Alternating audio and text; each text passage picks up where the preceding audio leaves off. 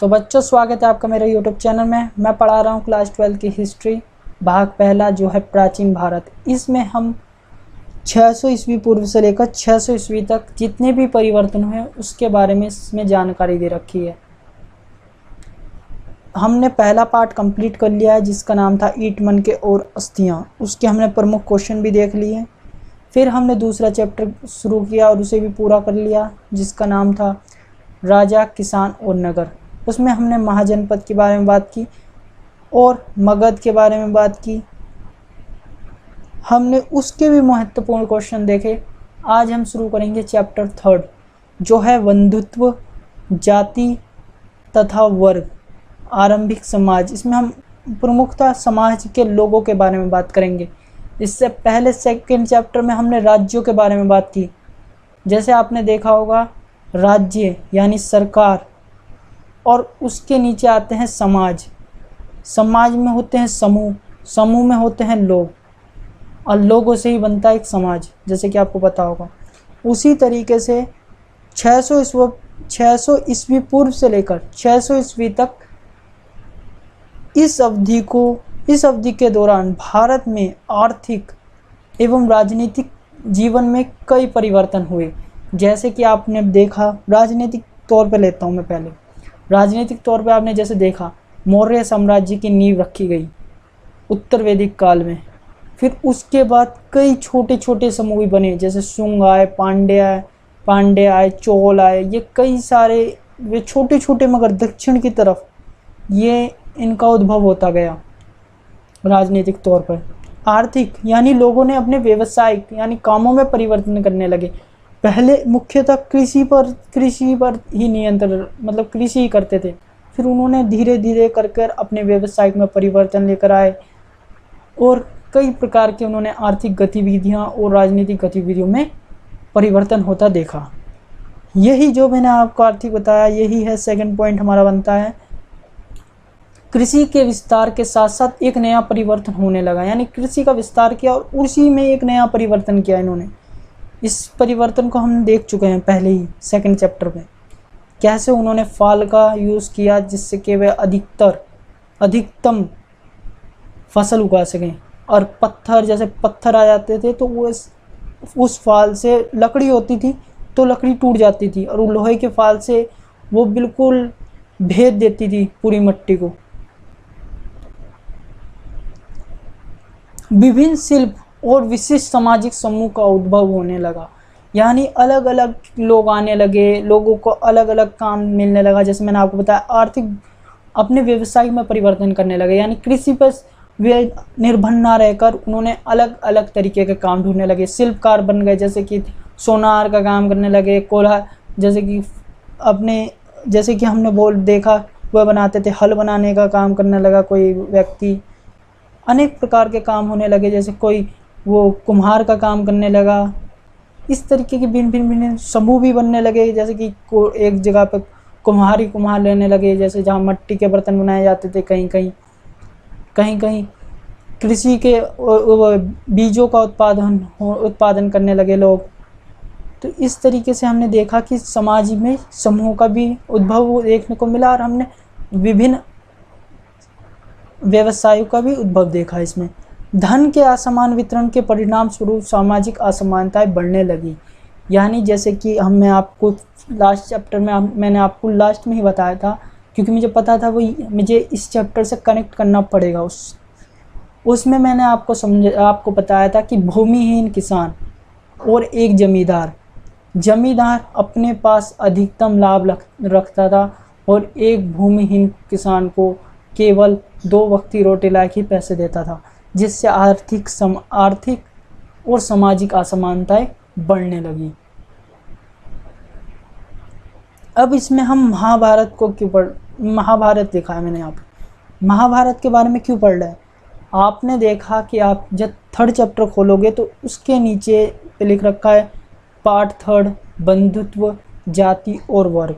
उसके नीचे ही जस्ट एक पैराग्राफ दे रखा है पूरे पन्ने में, उसमें महाभारत के कुछ पॉइंट्स दे रखे हैं, मगर उसमें इतना वो नहीं दे रखा जिस हिसाब से पेपर में पूछे आते हैं। जहाँ उसमें कुछ क्वेश्चन पूछे तो इसके वो 4 नंबर 2 या 4 नंबर के क्वेश्चन बनाता ही है अगर महाभारत में से पूछेगा तो।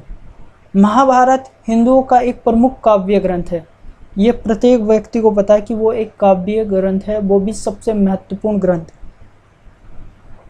जो स्मृति के इतिहास वर्ग में आता है। स्मृति मतलब ये कई भागों में बटा हुआ था पहले, अब तो महाभारत एक बहुत प्रखंड, बहुत बड़ा ग्रंथ बन चुका है। कभी कभी इसे केवल भारत कहा जाता है, यानी इसे कभी इसे भारत कहते हैं, क्योंकि इसमें पूरा भारत का इतिहास है, हड़प्पा सभ्यता के आने से पहले का भी, क्योंकि महाभारत अब से लगभग 7000 वर्ष पूर्व हुई थी। यह काव्य ग्रंथ भारत की धार्मिक यानी धर्म से संबंध रखता है। पौराणिक यानी सबसे पुराना है ये। ऐतिहासिक, इतिहास में भी इसकी वो है, और दार्शनिक यानी हमें मार्गदर्शन करवाता है। ये दार्शनिक, ये हमें पथ पर चलना सिखाता है कि हमें किस तरीके से अपना जीवन व्यतीत करना है। इसी तरीके से किस तरीके से महाभारत हिंदू का एक काव्य ग्रंथ बनता है, जो भारत की धार्मिक, पौराणिक और ऐतिहासिक दार्शनिक का ग्रंथ है। दूसरा पॉइंट बनता है भारत का सबसे लंबा ये साहित्यिक ग्रंथ और महाकाव्य है। हिंदू धर्म के मुख्यतम ग्रंथों में से एक है। इस ग्रंथ को हिंदू धर्म के पंचम वेद माना जाता है।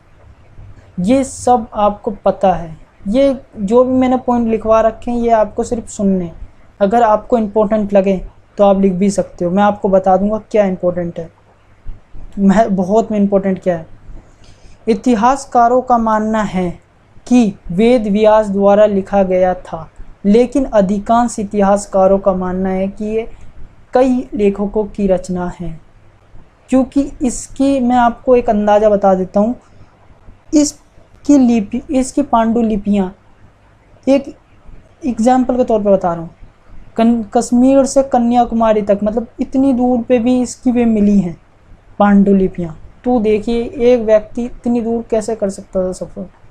तो इसलिए मगर मुख्यतः तो इन्हें वेद व्यास को ही माना जाता है।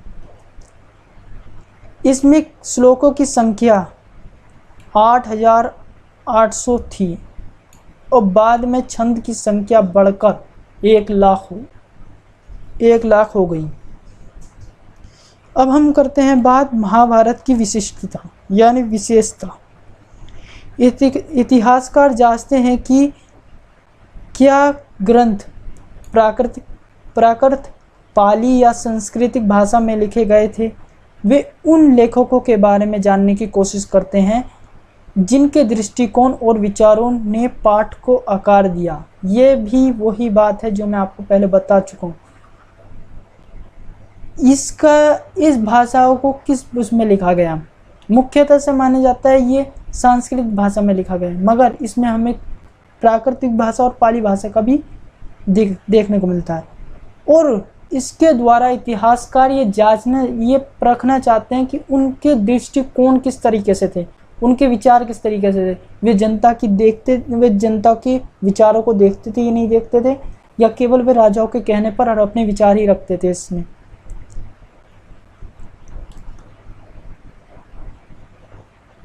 महाभारत में प्रयुक्त संस्कृत वेदों की तुलना में कहीं अधिक सरल है। मतलब संस्कृत वेद है ना, उनसे कई सरल है। अगर कोई आम इंसान इन्हें समझना चाहे महाभारत को तो समझ सकता है। इतिहासकार पाठ की विषय वस्तु को 2 व्यापक शीर्षकों के अंतर्गत वर्गीकृत करते हैं: कथायुक्त कथाएं और उपदेश युक्त कथाएं, उपदेश युक्त युक्तियां और सामाजिक मानदंड।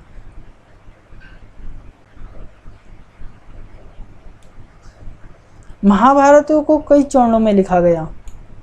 यह किसी एक लेखक का काम नहीं है। हालांकि पारंपरिक रूप से वेद व्यास नामक एक ऋषि को जिम्मेदार ठहराया गया, यानी इसे प्रमुखता तो वेद व्यास ही हैं, मगर कुछ इतिहासकार मानते हैं कि इसकी रचना कई लोगों के द्वारा की गई। इसमें हमें किस किस चीज़ों का वर्णन देखने को मिलता है। इसमें महाभारत में हमें लड़ाई, जैसे कौरव और पांडवों के बीच में हुई। जंगलों का अच्छा वर्णन, महलों का और बस्तियों का विछंद, यानी बिल्कुल सरल और बिल्कुल शुद्ध वर्णन देखने को मिलता है। महाभारत के सबसे चुनौतीपूर्ण प्रकरण में से एक द्रौपदी का 5 पांडवों के साथ विवाह था। यह आप भी जानते होंगे। कुछ लोग इसे विवादास्पद मानते हैं, मगर ये विवादास्पद नहीं है, क्योंकि आप भी जानते हो कि किस तरीके से द्रौपदी और 5 पांडवों का विवाह हुआ था और किन परिस्थितियों में किया गया था ऐसा काम। एक सत्तारूढ़ अभिजात वर्ग के बीच बहुपतित्व, यानी एक महिला के साथ कई पति का होना अभ्यास का सुझाव देता है। यानी ये जिनसे हमने बताया, ये मैंने इसकी बात की है इस समय। ये पूरा एक ही पॉइंट है, ये दोनों पॉइंट। कुछ इतिहासकारों का मानना है कि बहुपतित्व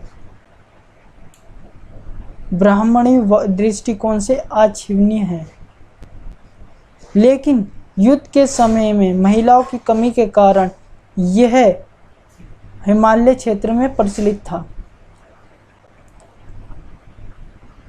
समालोचनात्मक संस्करण, यानी गुण और अवगुण, यानी हर चीज़ के दो वे देखे जाते हैं, दो पहलू, गुण और अवगुण, अच्छा और गलत। तो इसमें हम देखने की कोशिश करते हैं किस प्रकार से महाभारत को रचा गया। रचा तो गया था पहले ही, मगर इसमें हम देखते हैं किस तरीके से इसके इकट्ठा किया गया,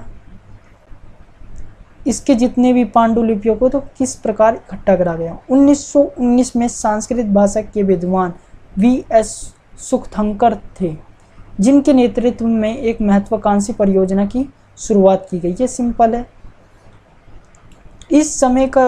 इस परियोजना का उद्देश्य महाभारत नामक महान महाकाव्य का विभिन्न जगहों से प्राप्त विभिन्न पांडुलिपियों को इकट्ठा करके एक किताब का रूप देना था। यही मैं आपको अब तक बता रहा हूँ। यानी इस परियोजना का उद्देश्य महाभारत नामक महाकाव्य को विभिन्न जगहों से प्राप्त कर विभिन्न पांडुलिपियों को इकट्ठी करके एक किताब का रूप देना था। बहुत सारे बड़े बड़े विद्वानों ने मिलकर महाभारत का समालोचनात्मक संस्करण तैयार करने की जिम्मेदारी उठाई। यानी बहुत सारे लोग थे इसमें जिन्होंने इसकी जिम्मेदारी को लिया कि हम इस संस्करण की तैयारी करेंगे। विद्वानों ने सभी पांडुलिपियों में पाया कि श्लोकों की तुलना करने का एक तरीका ढूंढ निकालना। विद्वानों ने श्लोकों को चुना जो लगभग सभी एक पांडुलिपियों में लिखे हुए थे। इन सब का प्रकाशन लगभग 1300 पन्नों में फैल उनके अनेक ग्रंथ खंडों में हुआ। इस परियोजना को पूरा करने में 47 वर्ष लगे। यानी लोगों ने पहले तो इन जितने भी ये विद्वान थे, मैंने बोला आपको कई सारे विद्वानों ने ये काम करा, इसमें कई विद्वान थे। इन विद्वानों ने एक तरीका ढूंढा जिसमें से इन्होंने श्लोकों को चुनना शुरू करा। फिर उन सबको चुनकर एक पन्नों में लिखना शुरू करा, और उस काम को इन्हें करने में 47 साल लग गए। और फिर इन्होंने एक महाभारत की एक पूरा का पूरा एक काव्यखंड तैयार कर दिया। पहले ये पांडुलिपियों में लिखी हुई थी, यानी अलग अलग, जैसे कुछ कुछ पन्नों में ऐसे लिखे हुए थे। जैसे कि आपकी किताब है, उसका पहला चैप्टर यहाँ रख दिया, दूसरा चैप्टर कहीं और, तीसरा कहीं और चैप्टर, इस तरीके से रखे थे।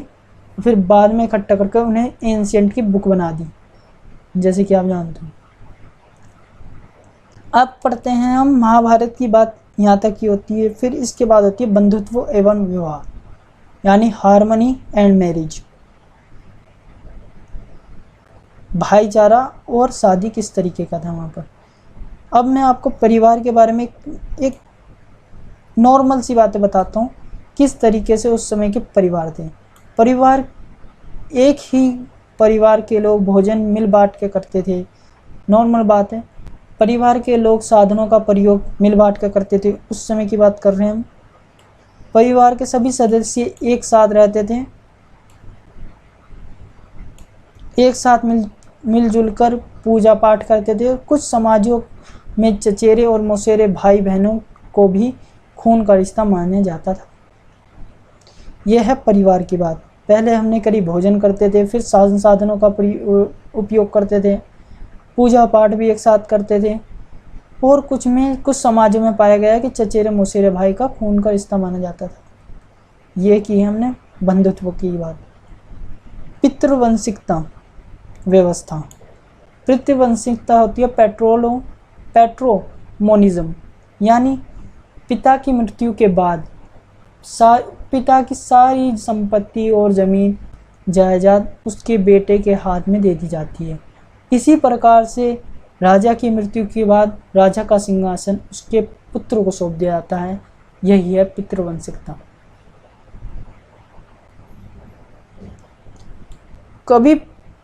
कभी पुत्र न होने पर संबंधी भाई को उत्तराधिकारी बना दिया जाता था।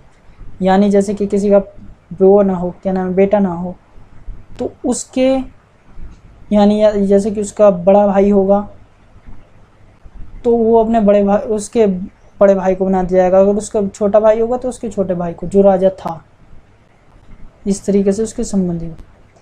महाभारत में कुछ इसी तरीके की कहानी हमें देखने को मिली है। ये भाइयों के दो दलों के बीच में, कौरवों एवं पांडवों के बीच में जमीन और सत्ता को लेकर हुए युद्ध की एक कहानी है, जिसमें पांडवों की जीत हुई तथा उत्तराधिकारी की पद को पितृवंशीय घोषित कर दिया गया, यानी उन्हें उनका उत्तराधिकारी बना दिया गया।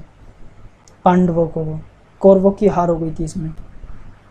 तो हमने देखा कि उस समय ये पितृवंशिकता थी। महाभारत के समय में पिता की मृत्यु के बाद उसकी जमीन जायदाद और संपत्ति सारी उसके बेटे को सौंप दी जाती है। अगर वो राजा है तो उसका सिंहासन, अगर किसी का पुत्र ना हो तो उसके सह संबंधी भाई को दे दी जाती है। अब आता है विवाह। हमने बंधुत्व और पितृवंशिकता की बात कर ली। अब हम बात करते हैं पिता की, वो विवाह के नियम की। इसमें प्रमुखतः दो प्रकार के नियम हैं, दो प्रकार की वे हैं, क्या नाम है, टाइप हैं। विवाह किस तरीके के होते थे। एक तो होता है अंतर्विवाह पद्धति, यानी गोत्र के अंदर कुल जाति में विवाह। यानी फैमिली ट्री देखिए आपने कि आपके पिता होंगे, पिता के भाई होंगे, छोटे भाई हुए तो चाचा और उनके बड़े भाई हुए तो ताऊ। इसी तरीके से गोत्र के अंदर, जैसे कि फिर ये हमारी फैमिली ट्री बढ़ती जाती है, फिर उनके बच्चे होंगे, फिर उनके बच्चे के बच्चे होंगे, ऐसे करके फैमिली बन गई।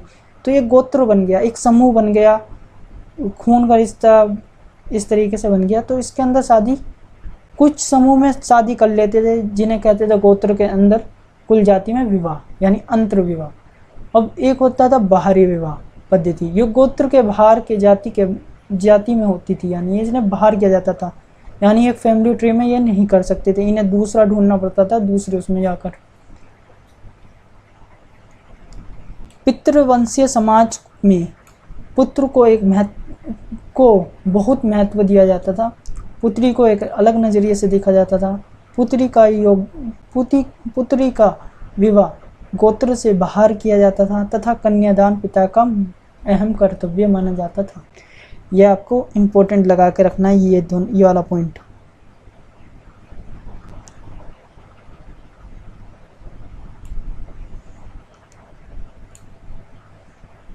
नए नए नगरों का उद्भव हुआ, सामाजिक नियम बदलने लगे। जैसे कि आपने देखा कि मनुष्य की प्रकृति होती है कि वो हमेशा अपना विकास करने की सोचता है। हम वर्तमान में भी हम विकास कर रहे हैं,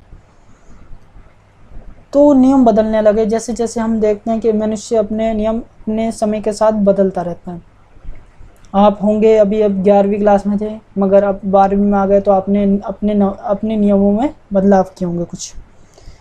क्रय विक्रय के लिए लोग नगर में आते थे, यानी व्यापार के लिए लोग नगरों में आते थे। विचारों का आदान प्रदान होने लगा, यानी यूनान के लोग दूसरे देश से यहाँ पर आकर अपना सामान बेचते थे और अपने विचारों को एक दूसरे से साझा करते थे, जिससे कि कुछ समूहों में ऐसा होने लगा कि यूनान के उन्हें अच्छे लगने लगे नियम, कि वहाँ पर इस तरीके की ये बातें अच्छी हैं, तो इसलिए प्रारंभिक विश्वास एवं व्यवहार पर प्रश्न चिन्ह लगने लगे। तो इसलिए सोचने लगे कि कुछ लोगों के अंदर होने लगा कि यार हमारा भी वहाँ उसी जैसा हो, यूनान की तरह कुछ नियम, कुछ की बात कर रहा हूँ मैं, सभी नहीं। तो इसी प्रश्न चिन्हों को रोकने के लिए इन्होंने, ब्राह्मणों ने कुछ आचार संहिता बनाई। आचार संहिता यानी कुछ नियमावली, नियम बनाए। इसका सबसे अहम कार्य पालन सभी को कराना था। इसका सबसे अहम कार्य था कि इसे पालन करवाया जाए, वो प्रत्येक व्यक्ति से, जितने भी उस समय हिंदुस्तान भारत में रहते थे।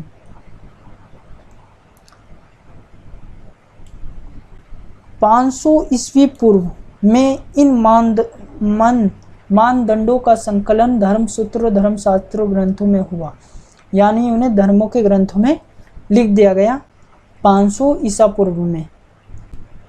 इसने सबसे अहम मनुस्मृति था, यानी एक धर्मशास्त्र था। इनमें सबसे महत्व, धर्मशास्त्र में विवाह का वर्णन, 8 प्रकार के विवाह थे।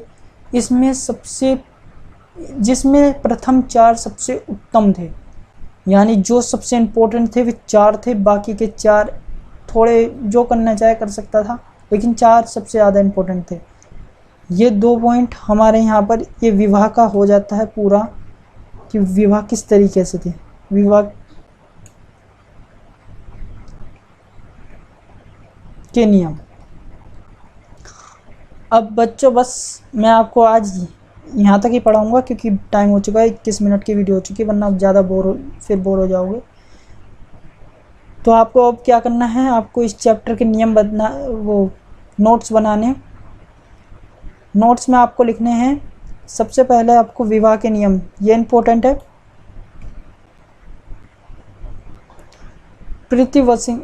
पितृवंशिकता व्यवस्था, ये आपको लिखना है। ये जो आपको मैं बता रहा हूँ ये इम्पोर्टेंट है बहुत ज़्यादा। समालोचनात्मक संस्करण, यानी उसके गुण और अवगुणों का संस्करण, एडिशन।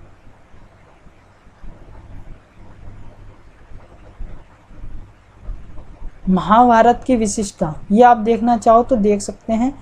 विशिष्टता, और ये जितना भी मैंने यहाँ से यहाँ तक लिखा है महाभारत, ये आप चीज़ एक साथ पढ़ोगे तो आपको जल्द अच्छे से समझ में आएगा, क्योंकि इसमें मैंने दिखा रखा है कि श्लोकों की संख्या किस प्रकार से थी। बस चैप्टर हमारा आज यहीं तक रहेगा, कल मैं सेकंड पार्ट अपलोड करूँगा। मैं आपसे आशा करता हूँ कि आप जल्द से जल्द इस नोटों को, जितने भी नोट्स आपने अब तक तैयार किए हों वो आप कर रहे होंगे, क्वेश्चन भी साथ साथ कर रहे होंगे। जल्द से जल्द आप नोट्स तैयार करें, फिर हम क्वेश्चंस के इनके और क्वेश्चंस लेंगे। ये 10 जितने हो रहे हैं ये तो होंगे, फिर उसके बाद आगे और भी होगा। अपना ध्यान रखें। ओके, धन्यवाद।